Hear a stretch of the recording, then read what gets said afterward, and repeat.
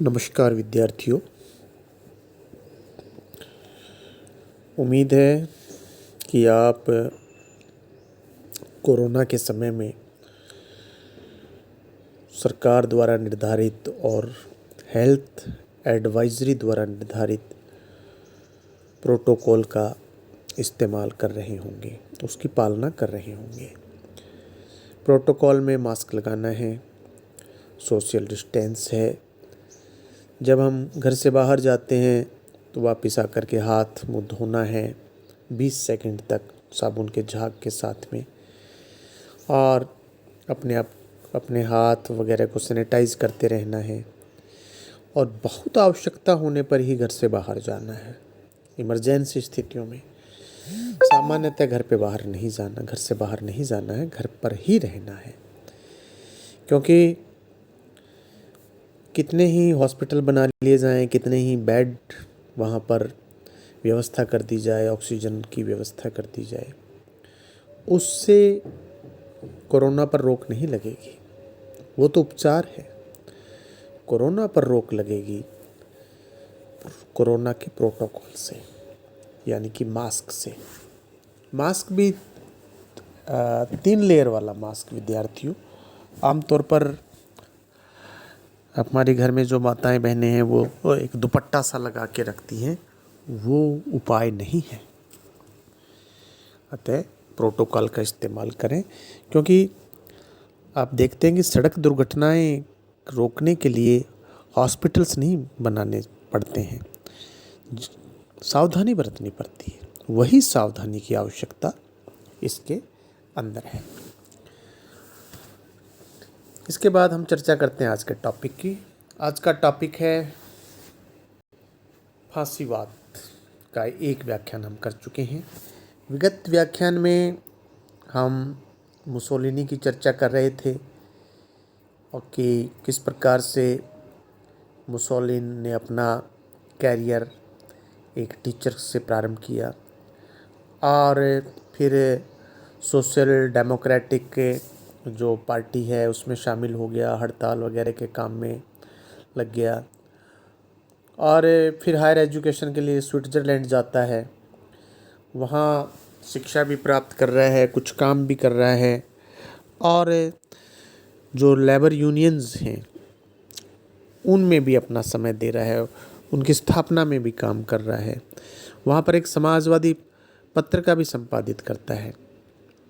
लेकिन स्विट्ज़रलैंड की सरकार को ये सब नागवार गुजरता है और मुसोलिनी को स्विट्ज़रलैंड छोड़ना पड़ता है।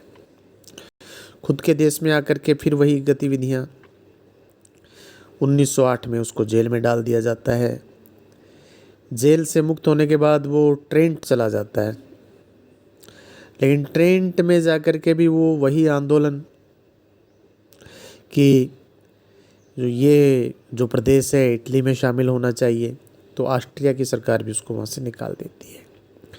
फिर देश में आ जाता है इटली में, और वहाँ पर समाचार पत्र एक अवंती उसका संपादक बन जाता है। अब इसके बाद में हम आगे बढ़ते हैं टॉपिक में। प्रथम विश्व युद्ध में भाग लेना इटली का। इटली आप जानते हैं कि विश्व युद्ध में सबसे लेट प्रवेश उसने किया। विश्व युद्ध 1914 में शुरू हो गया था और अधिकांश समाजवादी इटली के महायुद्ध में सम्मिलित होने के विरोधी थे।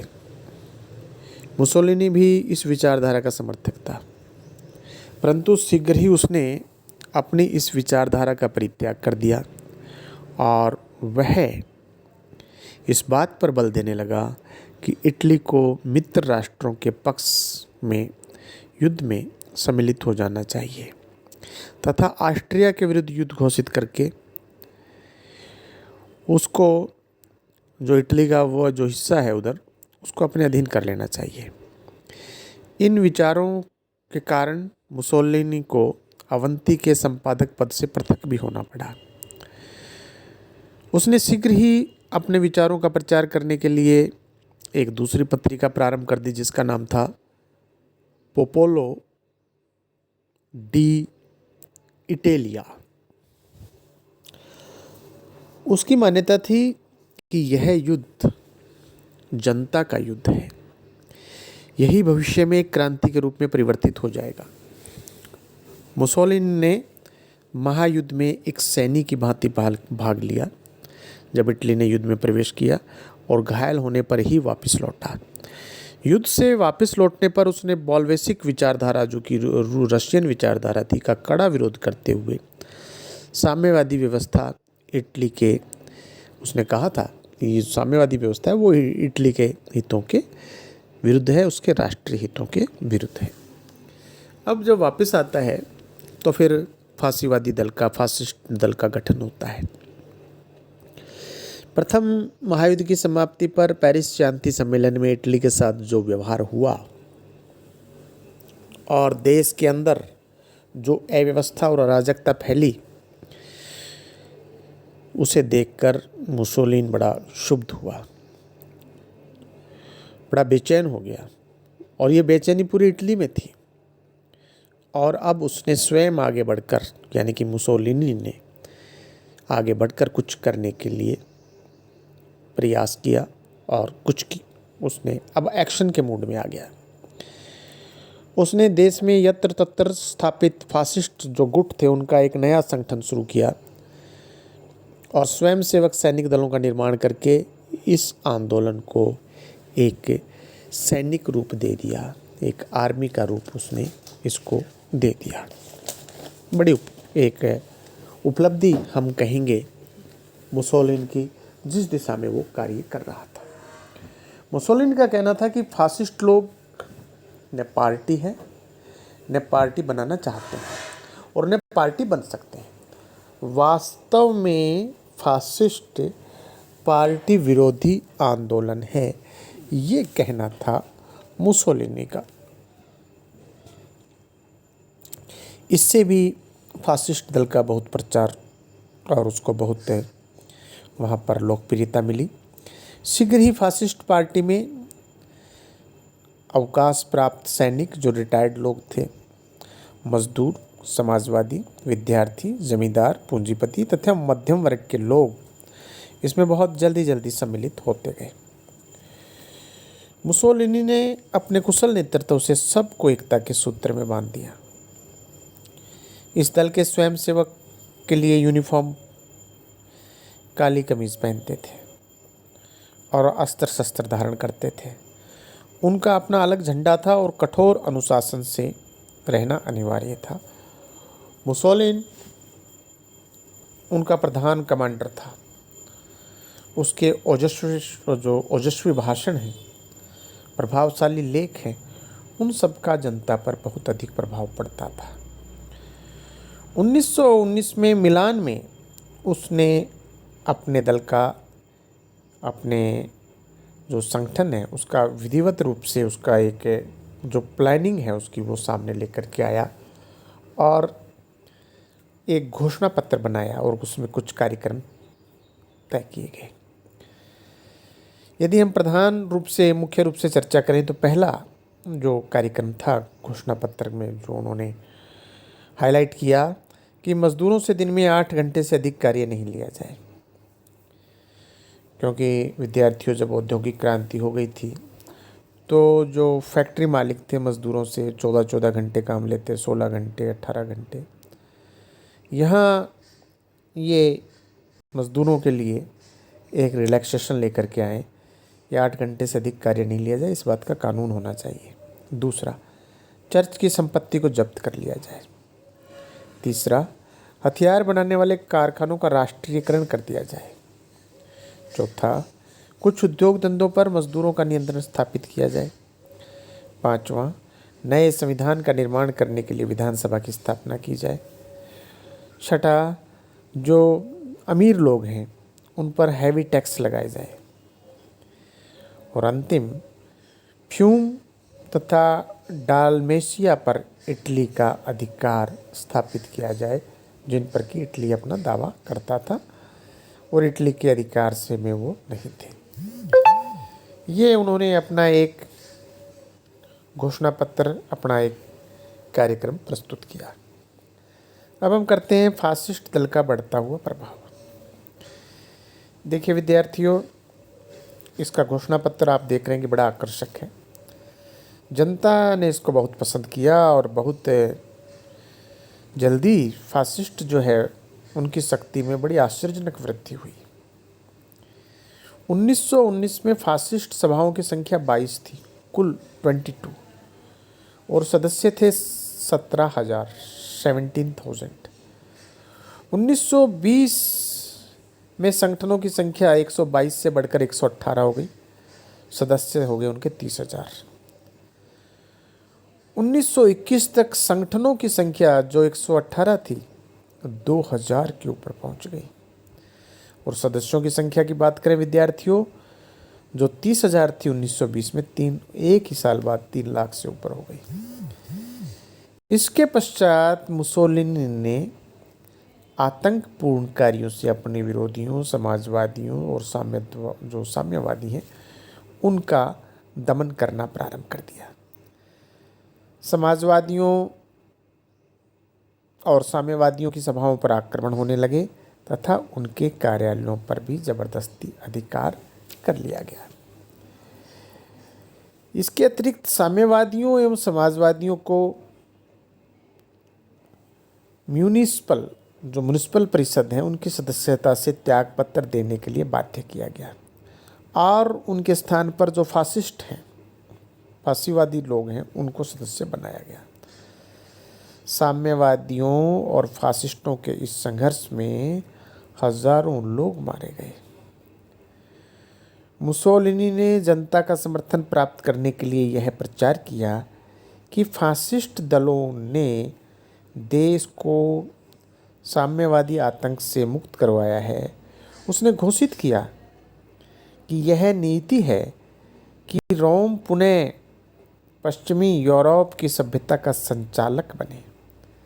हमें अपने देश की भावी पीढ़ियों के हृदय में यही भावना प्रज्वलित करनी है। हम इटली को ऐसा राष्ट्र बनाना चाहते हैं जिसके बिना मानव इतिहास के भविष्य की कल्पना करने असंभव हो जाए।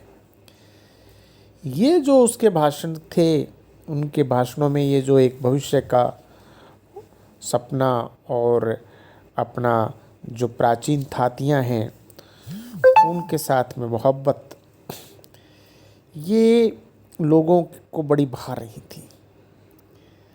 और इटली की तत्कालीन सरकार की अकर्मण्यता और अयोग्यता भी प्रमाणित हो रही थी।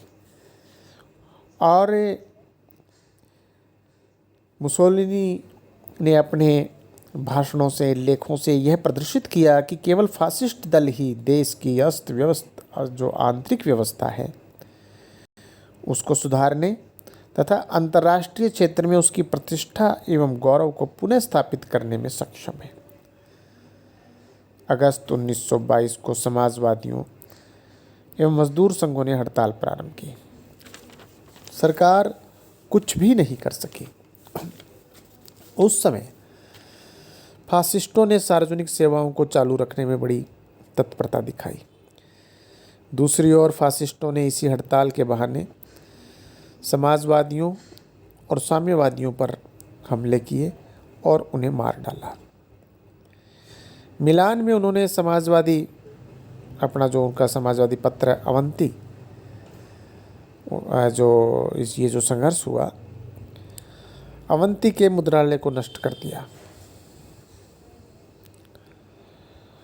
अगस्त के इस संघर्ष में समाजवादी पूर्ण रूप से पराजित हुए तथा देश में फासिस्ट लोगों का प्रभाव हो गया।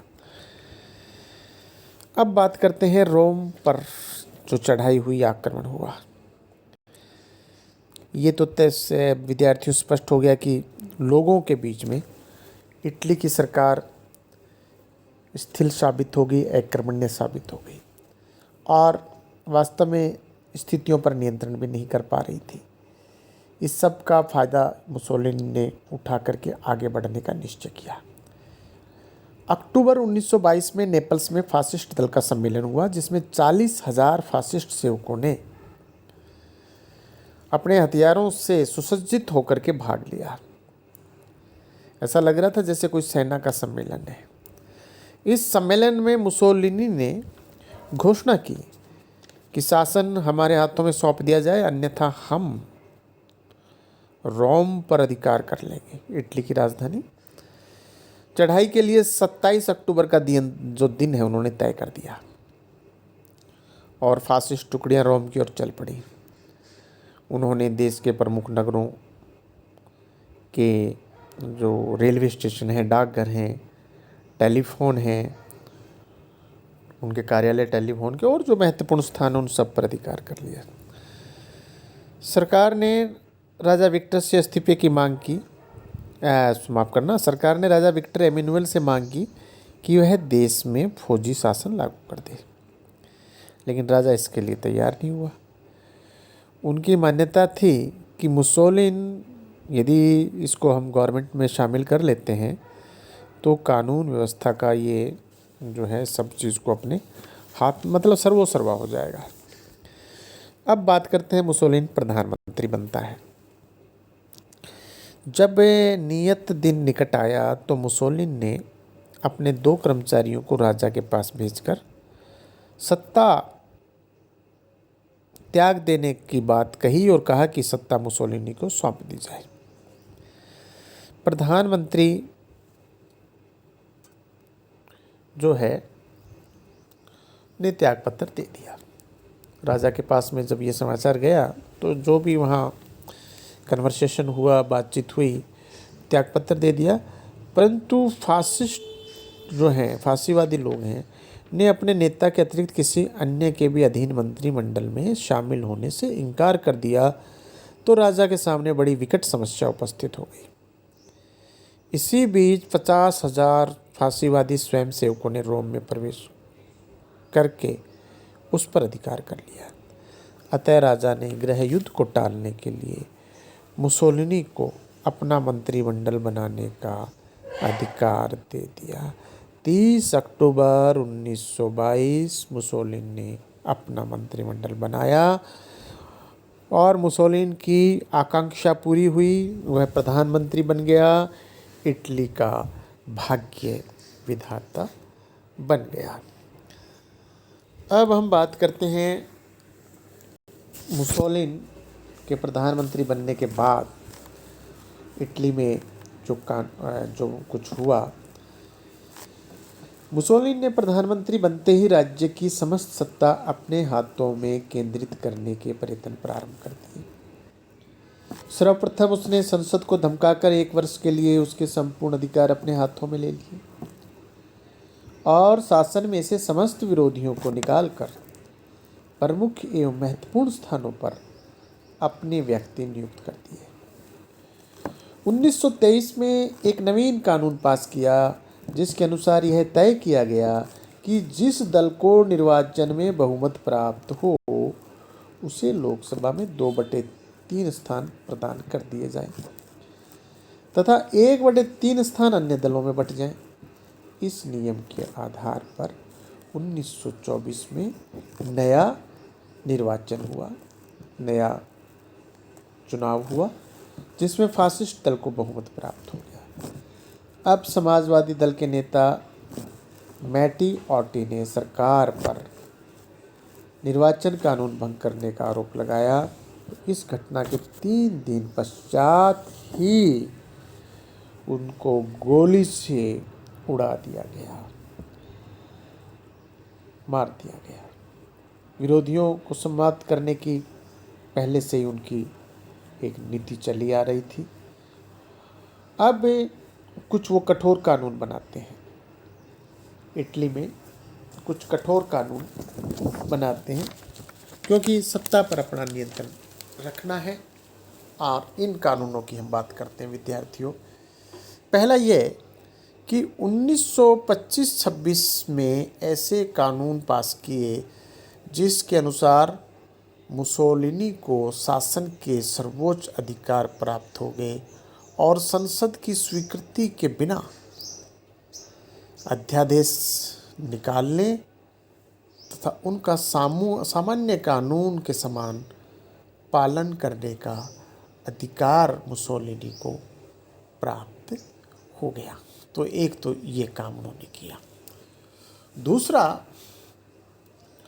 नगरों में निर्वाचित नगर पालिकाओं के स्थान पर केंद्रीय सरकार द्वारा नियुक्त अधिकारी स्थानीय शासन को वो संभाल लिया उन्होंने। इन अधिकारियों को, इनका जो नाम था पोडेस्टा, स्थानीय शासन का दायित्व पोडेस्टा को सौंप दिया। रोम, नेपल्स, मिलान जो इटली के महानगर थे, इन महानगरों के प्रशासन के लिए केंद्रीय सरकार द्वारा गवर्नर एवं विशेष आयुक्त नियुक्त किए गए। इस प्रकार स्थानीय शासन पर भी सरकार का पूर्ण अधिकार हो गया। तीसरा, न्यायालयों में जूरी पत्ती समाप्त कर दी गई और राज्य की सुरक्षा के लिए विशेष न्यायालय स्थापित किए, जिसमें फासिस्ट सैनिक एवं असैनिक जो उच्च पदाधिकारी हैं उनको राजनीतिक मामलों का निर्णय करने का अधिकार दे दिया।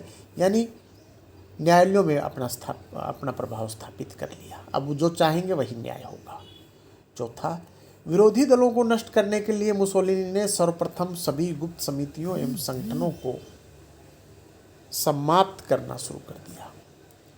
1926 में सभी विरोधी दलों का अंत कर दिया गया। अब फासिस्ट दल ही एकमात्र वैध राजनीतिक दल रह गया। अब विद्यार्थियों बाकी सब गैरकानूनी हो गए और एक दल फांसीवादी दल वो रह गया। नेक्स्ट, समाचार पत्रों पर कठोर प्रतिबंध लगा दिए। विरोधी समाचार पत्र बंद कर दिए और जो समाचार पत्र उनके अनुकूल हो गए उनको चलने दिया। नेक्स्ट, शिक्षा संस्थाओं की स्वतंत्रता छीन ली गई और प्रत्येक विद्यालय में फांसीवादी विचारधारा का अध्ययन करना अनिवार्य कर दिया। चाहे यूनिवर्सिटी हो, चाहे कॉलेज हो, चाहे स्कूल्स हों, वहाँ पर जो प्रोफेसर्स हैं और जो टीचर्स हैं वो केवल फांसीवादी विचारधारा के लोग ही नियुक्त किए जाने लगे। और जब जो दूसरे जो थे फांसीवादी विचारधारा के अनुकूल नहीं थे उनको पदमुक्त कर दिया किसी न किसी बहाने। और इस प्रकार से अब आने वाली पीढ़ियों को फांसीवादी दल के अनुसार पढ़ाया जाने लगा। फांसीवादी दल को महिमा मंडित करके पढ़ाया जाने लगा। नेक्स्ट, फांसीवादी जो विरोधी लोगों का पता लगाने के लिए पुलिस की व्यवस्था कर दी गई, जिसे ओवरा कहा जाता था। सरकार विरोधी लोगों को बिना किसी कारण बताए, बिना कोई सूचना के गिरफ्तार कर सकती थी और अनिश्चित काल के लिए जेल में रख सकती थी। मुसोलिनी ने अनेक फासिस्ट विरोधी लोगों को जो है लिपारी द्वीपों में स्थित बंदी शिविरों में भेज दिया था। नेक्स्ट, 1928 में एक नया निर्वाचन कानून पास किया गया, जिसके अनुसार लोकसभा के समस्त सदस्यों की सूची फासिस्ट दलों द्वारा तैयार की जाने लगी और मतदाताओं को केवल इतना ही अधिकार रह गया था कि वे इस सूची के पक्ष में मत दे सकें। इस कानून के हिसाब से लोकसभा पर फासिस्ट दल का पूर्ण आधिपत्य स्थापित हो गया था। इस प्रकार विद्यार्थियों 1928 तक मुसोलिनी ने कानूनों और आदेशों के द्वारा राज्य की समस्त शक्तियों को अपने हाथों में केंद्रित करके अपना अधिनायक तंत्र, जो जिसमें मोनोपोली होती है, जिसमें एक ही नायक, तानाशाह जिसको कहते हैं, वो स्थापित कर लिया। इटली का राजा नाम मात्र का वैधानिक अध्यक्ष था, इसके अलावा उसकी कोई हैसियत नहीं थी। मुसोलिनी ने संसद को कठपुतली बनाकर पूरे सब शासन तंत्र पर, इटली की समस्त संस्थाओं पर, समस्त कार्यालयों पर, विश्वविद्यालयों पर, कॉलेजेस पर, हर जगह फांसीवादी विचारधारा मुसोलिनी कहता था राज्य ही सर्वोपरि है, राज्य के बाहर कुछ नहीं है। और आप जानते हैं विद्यार्थियों, ये राज्य कौन है? ये राज्य स्वयं मुसोलिनी है। उसका विश्वास था कि राजनीतिक दृष्टि से फासिस्ट सिद्धांत राज्य की सर्वोपरि शक्ति के पोषक है। तो ये इटली ने, विद्यार्थियों, हमने इस व्याख्यान में देखा इटली में मुसोलिनी ने किस प्रकार से वहाँ पर सत्ता पर अपना अधिकार स्थापित कर लिया और विरोधियों को समाप्त किया गया। शेष अगले व्याख्यान में। बहुत बहुत धन्यवाद।